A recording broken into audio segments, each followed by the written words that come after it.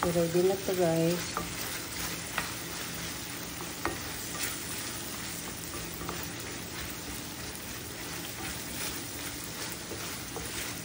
Sa totoo lang, di ko alam kung anong luto to. Basta, ganyan siya.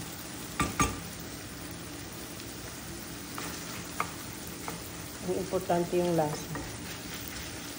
Ay masarap. Sabi nga ng alaga ko. So, doon yung ginagawa ko na ganyan. Nililit-litan mo yung karne, yung manok. Hindi kung mala Pilipino ka. So, ganyan, ready ko na yan.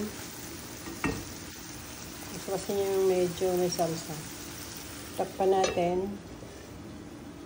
Tapos, ganun lang.